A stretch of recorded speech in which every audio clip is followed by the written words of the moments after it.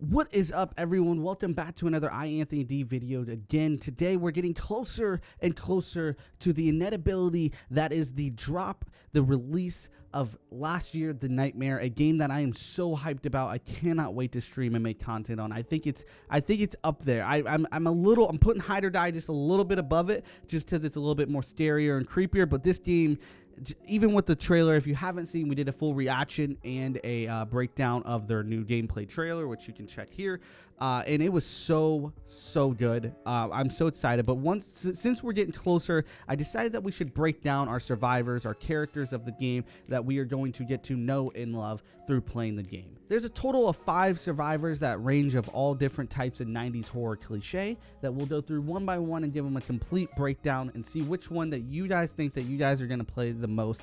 Let me know down in the comments. Starting off with our fearsome leader, Chad, not the douche from F13. I'm talking about the quarterback, the prom king, the D student. Chad is the quintessential popular kid, a jock whose good looks and success on the football field excuses his academic delinquency.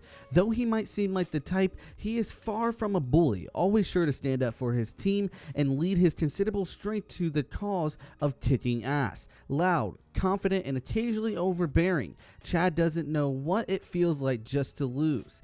For him, the nightmare is another challenge. Which brings us to Nick, the nerd, the science, the Renaissance man. Obviously the best designed character in the game, looks exactly like me. Me and him are twinsies for life. Nick is a proud nerd, entirely comfortable with himself and his archetypes. Though fashionably impaired and frequently the target of school bullies, Nick sees everything as classic high school and manages to carry himself with confidence and an innate charm. Nick realizes that the nightmare might be supernatural, but there's a certain logic to it, a fascinating temporal loop that must surely possess some underlying science.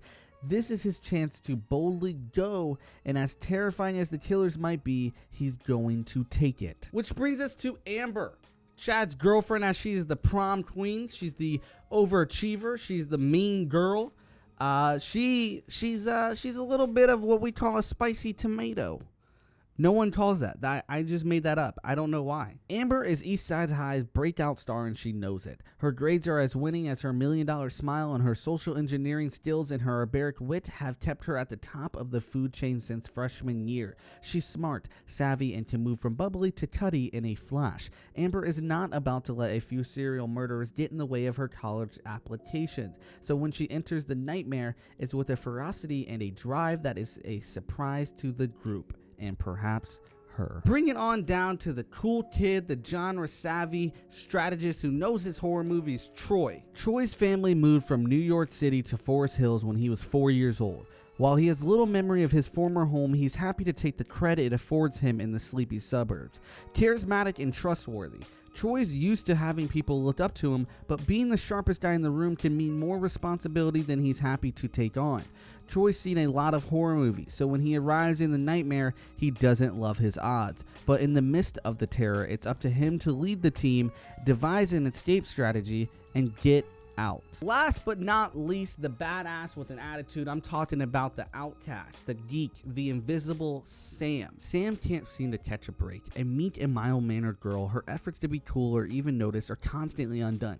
And the reason she never gets bullied is just the bullies don't even seem to know she exists. Sam strives to break free of her loserdom and become a cool kid at last, but for now, it's mostly online pen pals, orthopedic shoes, and her pet bunny Sprinkles. Sam's arrival in the nightmare feels like an inevitability. Of course she's going to be chased by crazed killers in an alternate dimension, just like she'll be the one who gets caught in a lawn sprinkler on picture day. There you have it. You have our 5 survivors of the game last year, The Nightmare, and a full backstory on them. Which one do you guys think that you guys relate to the most, or who's your picker? Who's your main squeeze? Who are you gonna be playing the most when the game drops?